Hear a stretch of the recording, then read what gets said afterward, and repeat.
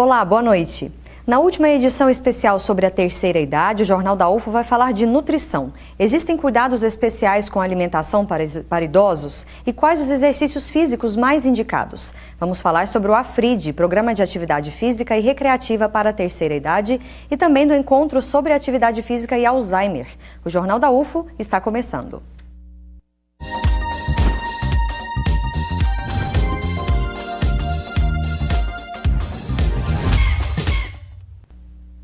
A gente começa o jornal de hoje mostrando uma das modalidades oferecidas pelo AFRID, Programa de Atividade Física e Recreativa para a Terceira Idade. Os passos são acelerados e a preguiça nesse ambiente não existe. É assim o ritmo dos idosos toda semana na atividade física e recreativa para a terceira idade, AFRID. É o caso da Irani, que há 13 anos participa do projeto no campus Educação Física da UFO e diz que está melhor do que muita gente. Fico bem mais disposta. Eu gosto de estar movimentando, né? Então aqui é uma oportunidade. Dona Ivone também é exemplo. A musculação já não é mais um desafio, pois faz parte da vida dela há mais de um ano. O segredo é não desanimar. Não parar, não ter preguiça, né? Muita gente tem preguiça, eu não tenho. Atualmente, o projeto conta com 6 modalidades e atende mais de 100 idosos que participam 2 vezes na semana. O resultado é proporcionar mais qualidade de vida. A prática do exercício físico, hoje, ela auxilia, né, na melhora das capacidades funcionais, que é a coordenação, a força, a flexibilidade, a capacidade cardiorrespiratória também, e auxilia na prevenção do aparecimento de novas doenças, como diabetes, hipertensão, outras doenças crônicas. São exercícios que fazem bem para o corpo e também para a alma. A Doralice, aos 64 anos, é a prova disso. Fica parada é poste, né? O que acontece? Nem trava. Trava tudo, aí você tem que estar sempre em movimento. Depois você não dá conta nem de andar, né, meu filho? Para com isso. Lembrando que se você tem mais de 60 anos ou conhece alguém com esta idade que deseja praticar algum exercício físico, é só entrar em contato pelo telefone 3218-2912. E para falar sobre o tema, nós convidamos Isabela Nonato, que é nutricionista. Boa noite, Isabela. Obrigada pela presença. Obrigada pelo convite. Também ao meu lado está Ana Carolina Canides, que é professora da Faculdade de Educação Física e Fisioterapia da UFO e coordenadora do AFRID. Como nós falamos, é o Programa de Atividade Física e Recreativa para a Terceira Idade. Boa noite, Ana Carolina. Obrigada pela presença. Boa noite, obrigada pelo convite. Bom, como a gente falou na reportagem, o programa AFRID oferece várias modalidades, né? A musculação é apenas uma delas. E hoje pesquisas mostram que a musculação é muito eficaz, principalmente na terceira idade, Ana Carolina. Eu não diria principalmente, mas ela é muito eficaz, sim, para a terceira idade, muito recomendada também, principalmente em magra, que é muito característica do envelhecimento. E ela tem sido indicada, tem sido amplamente estudada, não tem efeitos essa modalidade e juntamente, claro, com outras valências que a gente pode trabalhar, como, por exemplo, a capacidade cardiorrespiratória, que apareceu ali na entrevista, né, que além da musculação, elas também fazem caminhadas, porque com o envelhecimento a gente precisa trabalhar o corpo todo, né, a força muscular, o equilíbrio, como as meninas falaram lá, nossas alunas, e também, né, a capacidade aeróbica através de caminhada, hidroginástica, modalidades também que tem lá no AFRID. E Isabela, quando a gente fala de alimentação na terceira idade, ela é diferente daquela em outras fases da vida ou não? Ela tem que ter um cuidado especial com alguns nutrientes específicos que são mais comuns de terem deficiência nessa idade, por causa o envelhecimento do corpo e a dificuldade de absorção. Então a gente precisa ter um cuidado especial com o consumo de proteínas, com o consumo de vitamina D, com o consumo de ferro, de zinco, que também altera o paladar. O paladar que o idoso ele consegue sentir mais o doce e o salgado, né? Os sabores intermediários ele tem dificuldade. Então a gente melhorando essa alimentação e os alimentos fontes de zinco, a gente consegue melhorar o paladar também. Com o envelhecimento, as mudanças são inevitáveis, né? E no paladar, por exemplo, seria uma mais significativa. Também mastigação, deglutição. Sim, por causa da dentição, fica mais difícil a mastigação e a deglutição do paciente. Então, a gente tem que tomar muito cuidado com a gente bem abrandados pelo cozimento, então é preferível o cozido do que o frito, o crocante, né? A salada crua é muito difícil para o idoso mastigar os legumes crus, então a gente tem que dar preferência para os cozidos, ajudando ele nessa parte, porque é muito comum o idoso ficar mais recluso e às vezes nem se alimentar junto com a família mais por vergonha, por causa da dificuldade de alimentação. Então a família tem que ter essa sensibilidade, conseguir dar uma atenção e preparar uma refeição que seja de acordo com esse familiar. E Ana Carolina, como a gente estava conversando, você estava dizendo pra gente, muitos idosos têm a dúvida, né, os familiares, idoso deve praticar atividade física, não tem um impedimento, né? Não, pelo envelhecimento em si, não existe nenhum tipo de impedimento. O que pode impedir a prática de alguma atividade física, de algum exercício físico sistematizado, né, seria o aparecimento de algum tipo de doença, alguma doença crônica, alguma lesão musculoesquelética que possa de alguma forma limitar a prática do exercício físico, mas só o envelhecimento ele não é um limitante, né? E, na verdade, o exercício físico ele ajuda a prevenir um monte de doenças, e não só doenças, mas também alguma lesão musculoesquelética, né? Evita quedas, melhora equilíbrio, então só vem a trazer benefícios mesmo, não tem contraindicação, a não ser realmente que tenha alguma doença e não necessariamente que o exercício não vá ser indicado, porque também pode ajudar a manter essa doença num nível que não se eleve, né? Por exemplo, uma hipertensão. Já é bem comprovado que o exercício físico ele pode ter um efeito hipotensivo, diminuir a pressão arterial e esse efeito ele se prolongar ao longo do tempo, né? O fortalecimento da musculatura, ele evita lesões, como eu falei anteriormente também, né? Evita as quedas.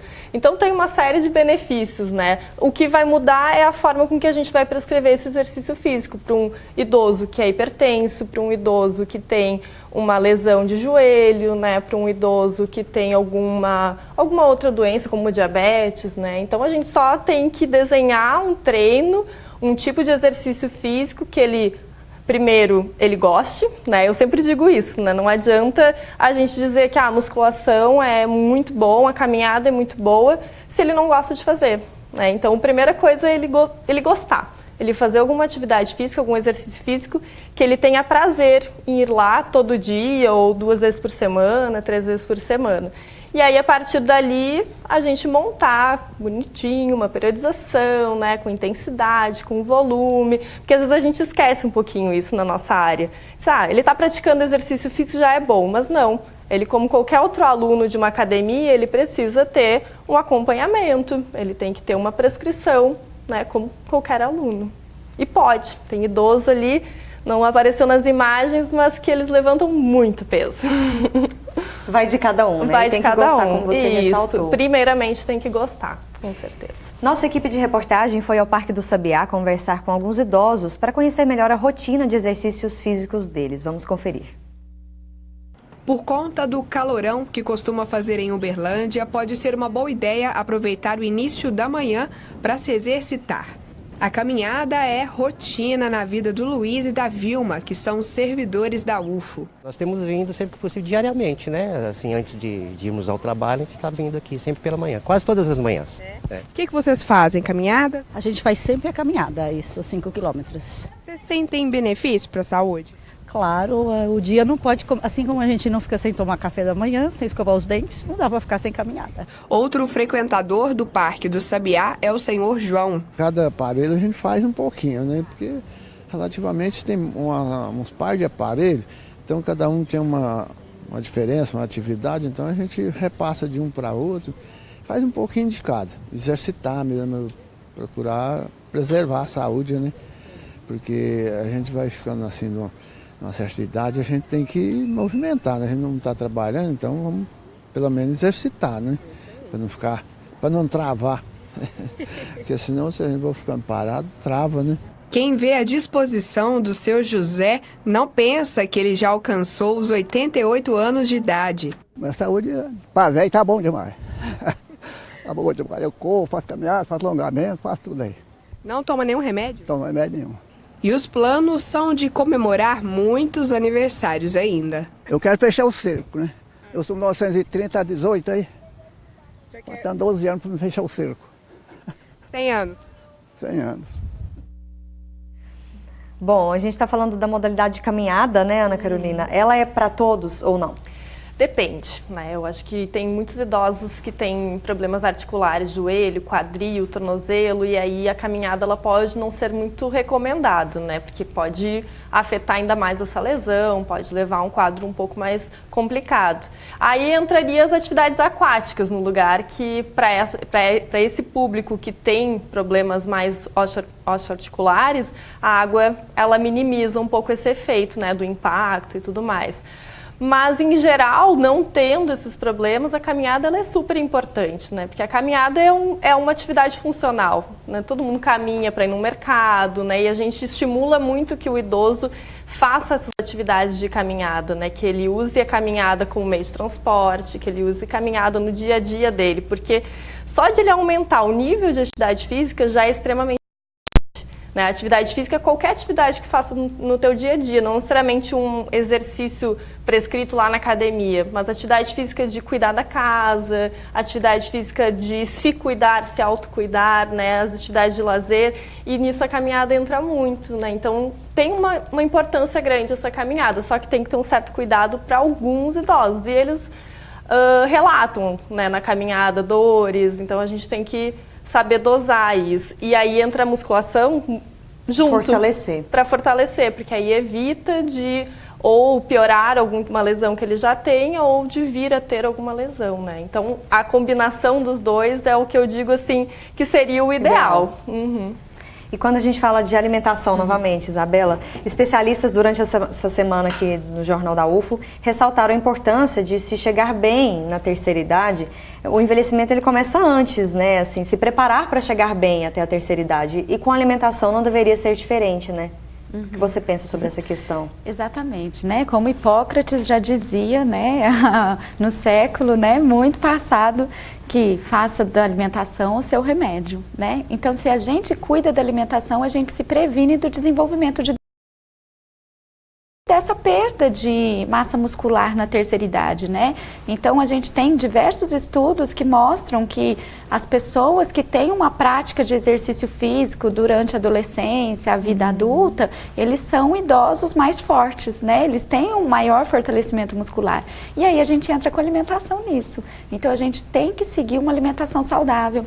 E o Ministério da Saúde, ele tem alguns passos que são muito interessantes, que ele começa com os 10 passos para alimentação saudável com crianças menores de 2 anos, depois com adolescentes, adultos, e ele tem os 10 passos para os idosos também, né?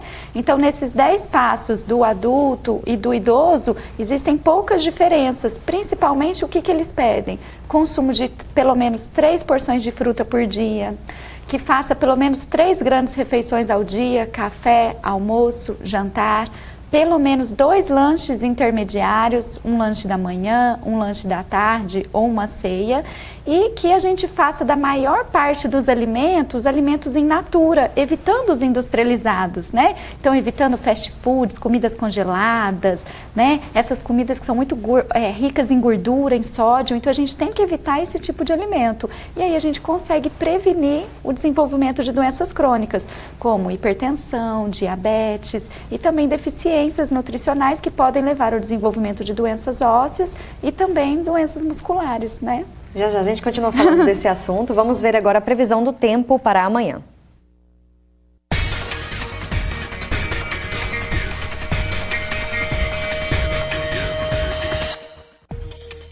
Previsão de chuva em Uberlândia logo pela manhã e o tempo úmido pode permanecer no resto do dia. Mínima de 22 graus e máxima de 28. Em Patos de Minas, o dia vai ser nublado e chuvoso. Máxima de 28 graus e mínima de 22. A chuva também chega em Monte Carmelo. A temperatura máxima é de 30 graus e a mínima 19. Em Tuiutaba, pancadas de chuva de manhã e à tarde. A mínima fica 20 graus e a máxima 33. Em Patrocínio, o dia começa ensolarado, mas pode chover durante a tarde. As temperaturas ficam entre 17 e 29 graus. A gente vai para um rápido intervalo e na volta seguimos com a nossa entrevista. E tem eventos sobre a relação entre a doença de Alzheimer e a atividade física. Já já você confere os detalhes.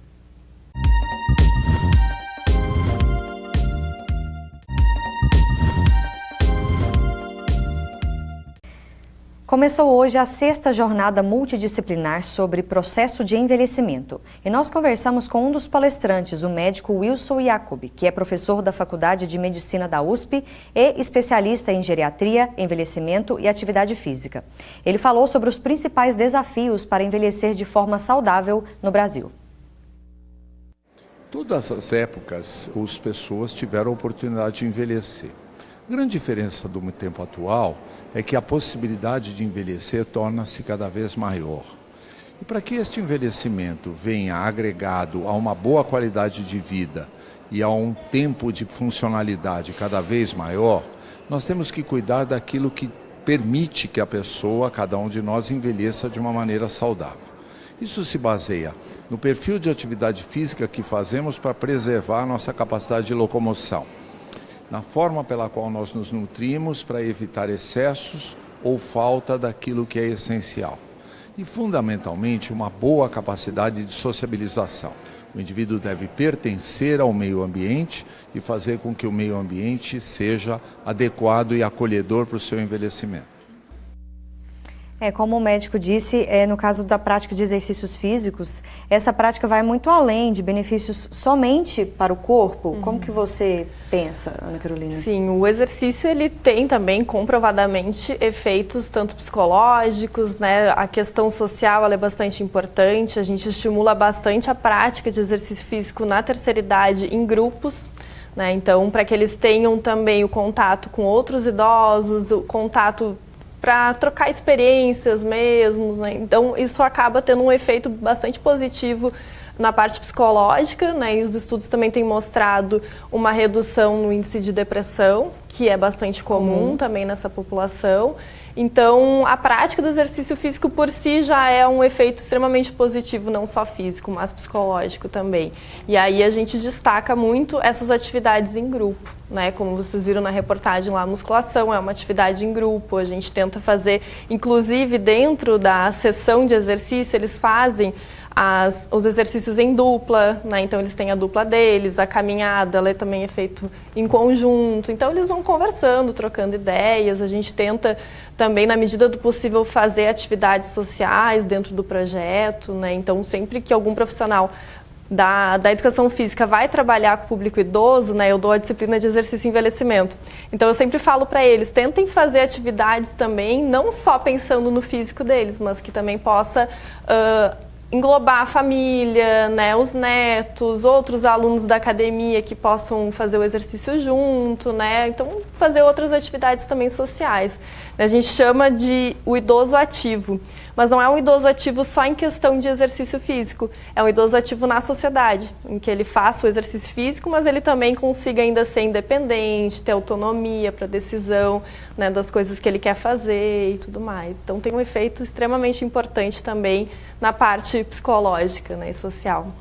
Isabela, você estava falando de deficiências nutricionais, né? Elas podem causar, assim, problemas mais graves, doenças mais graves ou não? Sim, né? Então a gente pode ter muito comum a deficiência de ferro, que leva à anemia, né? Então a gente pode levar essa anemia do idoso e por isso um cuidado especial no consumo de alimentos proteicos, como carne, leite e ovos, que são esses alimentos, né? A carne a gente já comentou sobre a dificuldade, né, de mastigação e deglutição, e os laticínios, como é muito comum a intolerância à lactose na terceira idade, é comum que o idoso pare de consumir alimentos fonte, né? Então os laticínios. E aí nisso a gente entra nessa deficiência proteica, né, em especial falando, e também os laticínios também são fonte de vitamina D. Então a vitamina D a gente acha elas em laticínios, né, cogumelos irradiados e o sol, que é a nossa principal fonte de vitamina D. O idoso já tem uma vida mais reclusa, não toma tanto sol. E aí ele também tira esses alimentos, então é muito comum a deficiência da vitamina D. Junto com a deficiência de vitamina D, a gente leva o desenvolvimento de doenças ósseas, como osteoporose, osteomalácia, que é muito comum nessa idade. Então a gente tem que prevenir antes, desde a fase adulta, a gente cuidar dos níveis séricos, de todos os nutrientes, mais especificamente desses, para a gente evitar que nessa fase ele tenha doenças ósseas. A Isabela falou de osteoporose, é muito comum, né, na terceira idade. Essas modalidades que a gente falou aqui, caminhada, musculação, elas são eficientes, são benéficas ou tem outras melhores? Sim, a musculação ela tem se mostrado bastante benéfica para aumentar a densidade mineral óssea, né, de qualquer população, não só do idoso, né, mas no idoso porque tem essa tendência maior, né, de desenvolver osteoporose. Então a musculação, por que ela é boa? Porque a musculação ela está fortalecendo o músculo. Na medida que tu fortalece o músculo, tu fortalece o osso, né? Porque o músculo está inserido naquele osso.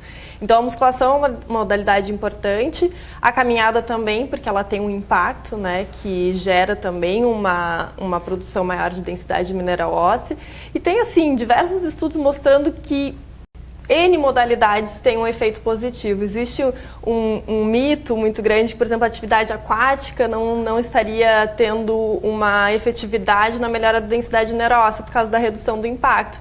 Mas já tem estudos mostrando que dependendo da velocidade que tu faz, da intensidade que tu faz esse exercício, tu pode também ter melhora na densidade mineral óssea, né? Então, de novo, entra aquilo que eu falei, né? Qualquer exercício que ele goste de fazer, a gente tem como adaptar para caso aquele seja o objetivo dele. Eu preciso melhorar a densidade mineral óssea. Então, a gente pode prescrever um exercício físico específico para melhorar a densidade mineral óssea daquele idoso, né? Ou daquele nosso aluno. E a melhora da densidade mineral óssea ela é muito local. Né? Então, tu tem uma osteoporose no quadril. Né? Então, tu tem que melhorar a musculatura naquela região. Então, o profissional ele precisa prescrever um exercício físico que seja efetivo para melhora naquele local. Né? Então, ela tem essa resposta localizada, né? Quando a gente trabalha com exercício físico. Então, tem um efeito bem positivo. É claro que numa osteoporose muito avançada a gente tem que ter um pouco de cuidado, porque aí pode ter uma lesão, né? Então a gente tem que começar com cargas baixas, né? E aumentando aos pouquinhos e fazer exames periódicos, né? Para ver se há uma melhora. Uma outra modalidade que a gente não chegou a comentar aqui, que também tem efeito positivo na densidade mineral óssea e que os idosos têm começado a realizar é o Pilates. O Pilates também tem um efeito bastante positivo, né? Densidade mineral óssea de quadril, de coluna. Lá no Afrid a gente também tem um projeto de Pilates. Já a gente fala dessas outras modalidades. E falando de exercício físico, no próximo sábado, dia 6, tem evento que vai falar sobre a relação entre a doença de Alzheimer e a atividade física. O repórter Júnior Caritel tem os detalhes, olha só.